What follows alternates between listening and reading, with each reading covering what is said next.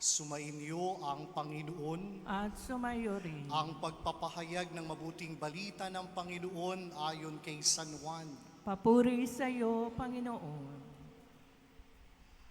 Pagkaalis ni Judas mula sa huling hapunan, sinabi ni Jesus, "Ngay mahahayag na ang karangalan ng tao at mahahayag din ang karangalan ng Diyos sa pamagitan niya. At kung paanong mahayag ang karangalan ng Diyos, ang Diyos naman ang maghahayag ng karangalan ng anak at gagawin niya ito agad. Mga anak, kaunting panahon na lamang ninyo akong makakasama. Isang bagong utos ang ibinigay ko sa inyo. Mag-ibigan kayo kung paanong iniibig ko kayo. Gayon din naman, mag-ibigan kayo. Kung kayo'y mag-iibigan, makikilala ng lahat na kayo'y mga alagad ko." Ang mabuting balita ng Panginoon. Pinupuri ka namin, Panginoong Hesukristo. Minsan tinanong si Jesus ng isang eskriba, "Ano po ang pinakadakilang kautusan? What is the greatest commandment among all the laws?"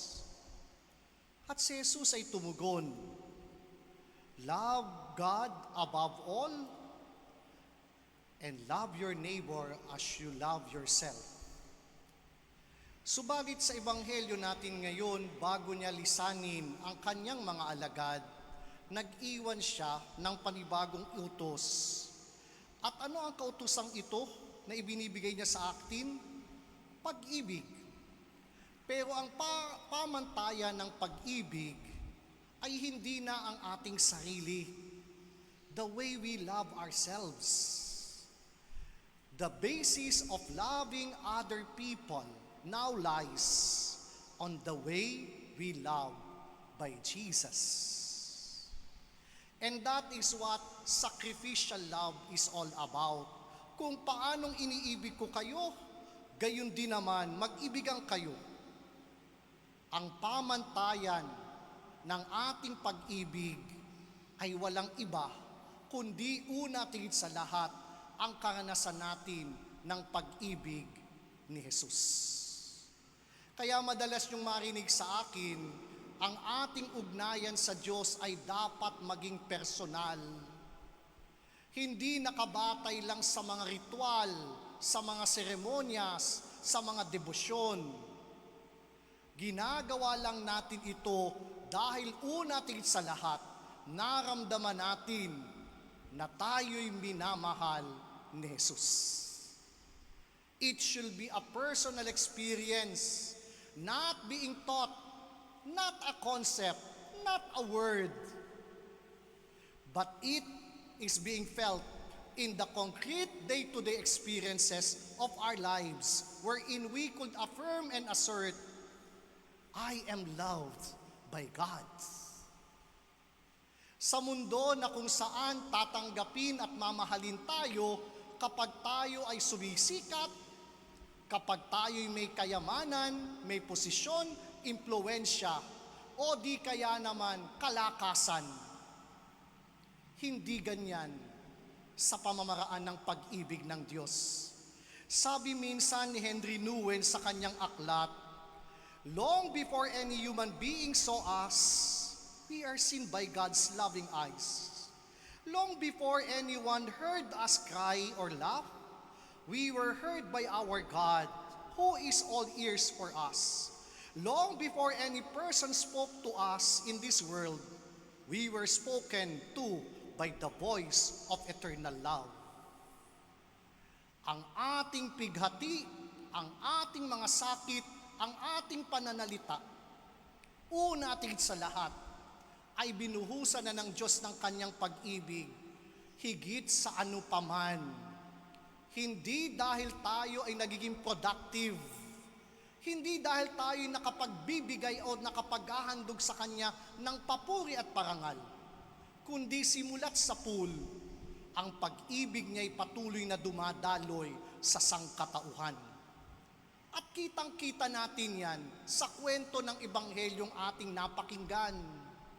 Nangyari ang eksena at tagpong ito nang mabatid niyang ipagkakalulus siya ng kanyang kaibigan na si Judas.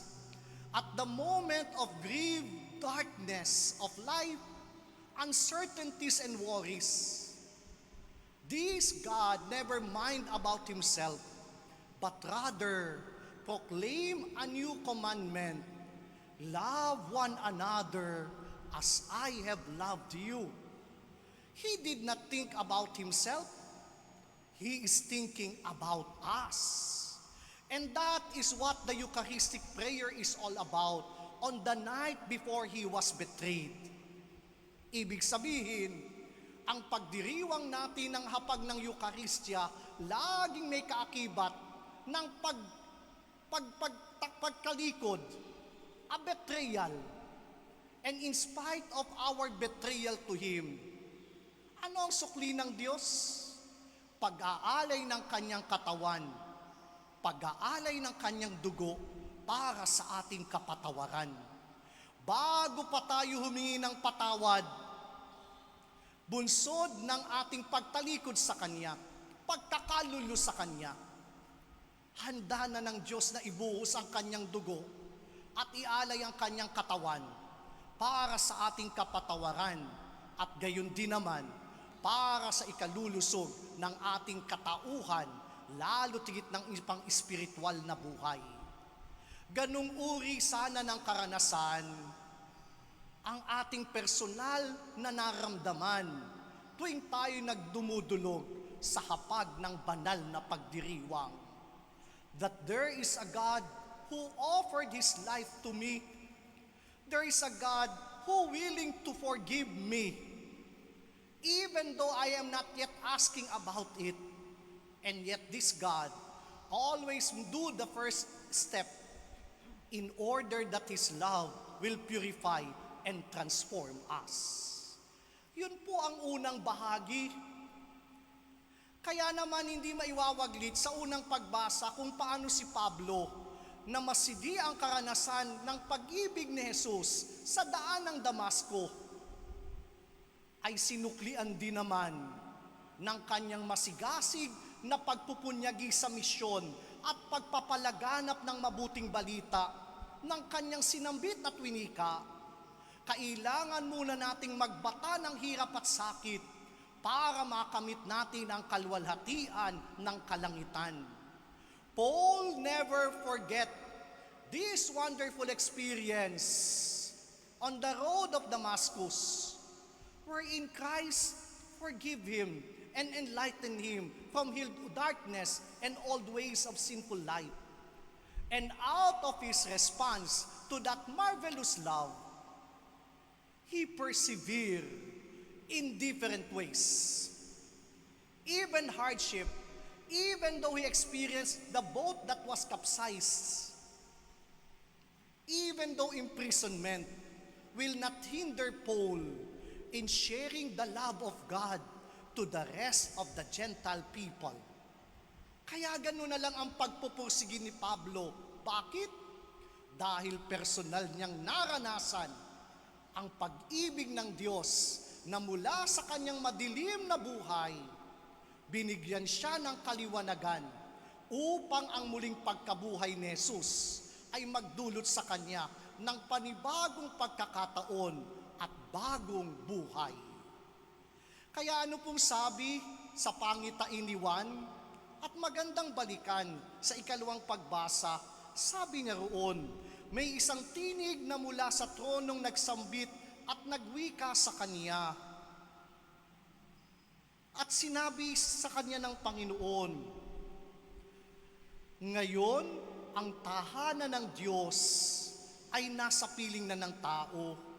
Mananahan siyang kasama nila at sila'y magiging bayan niya. Makakapiling na ng palagian ng Diyos at siya ang magiging Diyos nila.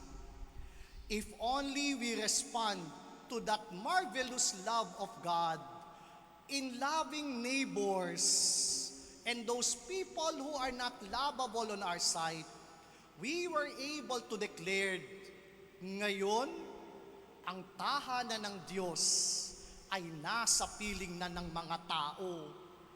kapag ang bawat isang tao'y nakababatid kung paano siya minahal ng Diyos, maipahayag nawa natin ang presensya ng Diyos ay nararanasan at siya'y nananahan sa piling ng sangkatauhan, sapagkat una tingin sa lahat, naramdaman natin ang nag-uumapaw na pag-ibig ng Diyos sa ating buhay.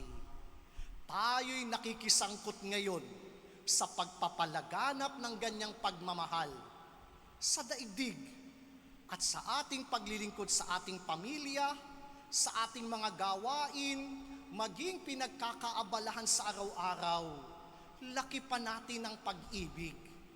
At kapag nagagampanan natin ito, tunay na mababatid ng mga nakakasalumuha natin. Ngayon, ang tahanan ng Diyos nasa piling na ng tao. When we live in the love of God every day in our lives, we were able to declare now the dwelling place of God could be found in the rest of humanity. Hilingin natin ang dakilang biyayang ito, ang kamalayan ng pag-ibig ng Diyos sa atin. Siya ang unang sa atin nagmahal. Ang ginagawa lang natin tumutugon. At nawa sa bawat pagtugon natin, ating maipahayag ang tahanan ng Diyos. Masusumpungan na ngayon sa piling ng sangkatauhan. Naway higit nating maipalaganap ang tahanan ng Diyos sa ating buhay.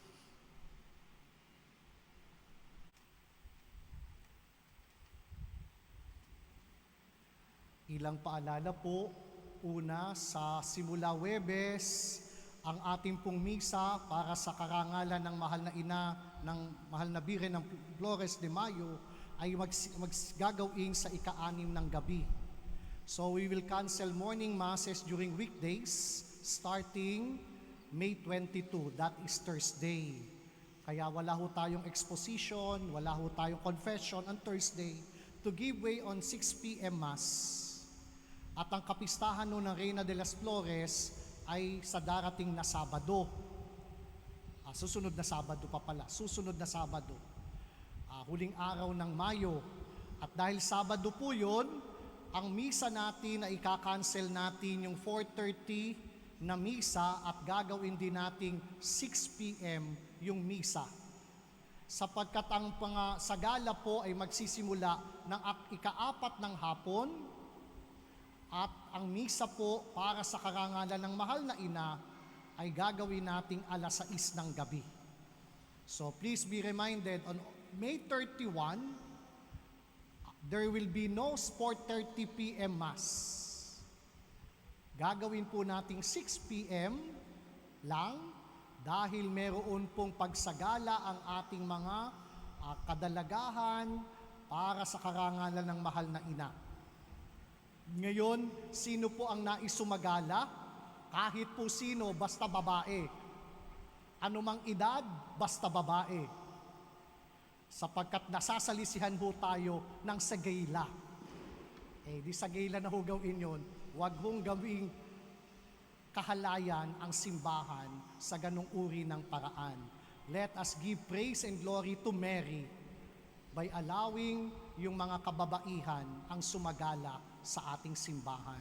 Kaya ho wala ng edad na pipiliin. Basta lang titiyakin, babae ang sasagala. At magpalista po sa ating tanggapan. Panghuli, kaugnay nito, ang ating pong iaalay simula Lunes hanggang sa katapusan ng buwan ay mga bigas. So yung first week po natin, noodles. Second week po, ito po yon, mga canned goods. Hindi yung sardinas, corn beef. Sawang-sawa na ho ang sardinas, ang ating mga payak na at mga higit na nangangailangan ng mga kapatid. Baka naman patikiman natin ng ibang canned goods.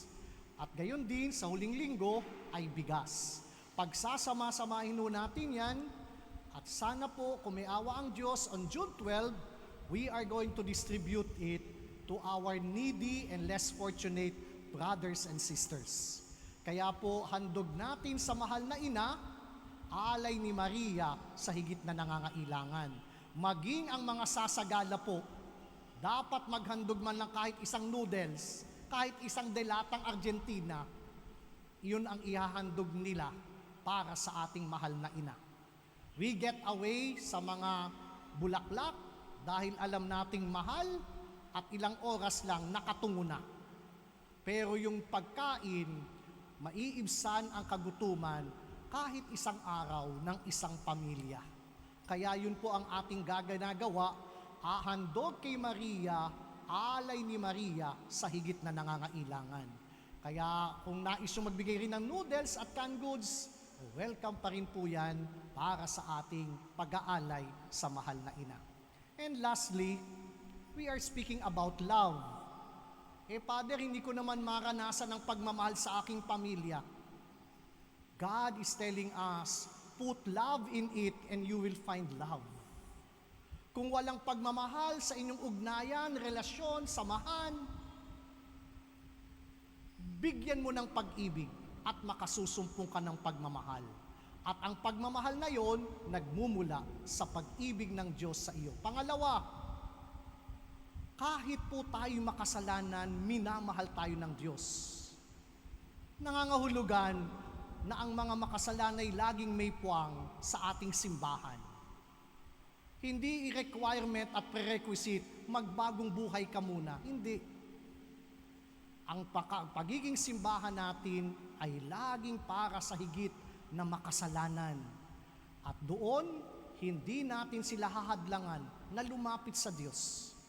Sapagkat tulad din naman nila, tayo'y may bahid na kasalanan, puspos nga lang ang ating kamalayan, na ang pag-ibig ng Diyos sa atin nag-uumapaw. At yun ang nagpapanibago.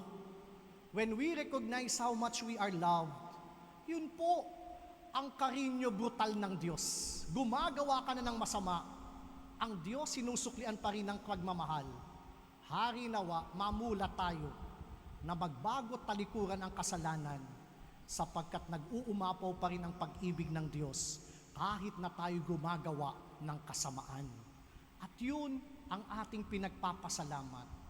Sana po, katulad ng sabi ni Jesus, ibigin natin ang bawat isa gaya ng pag-ibig niya sa atin. Nawa tayo maging sisidlan ng kanyang pagmamahal araw-araw. Sumainyo ang Panginoon At sumayo at rin. pagpalain kayo ng dakilang Diyos Ama, Anak at Espiritu Santo. Amen. Naihandog na natin ang hapag ng Eucharistia.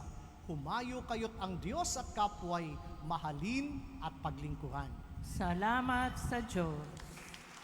Sasalubungin po natin ang ang Maria Magdalena sa Jollibee mamaya sa ganap na ika-6:40 ng gabi. So aabangan po natin ang pagdating ng Maria Magdalena sa ating parokya. Kaya ang ating mga patroy dumudungaw sa pagdalaw niya.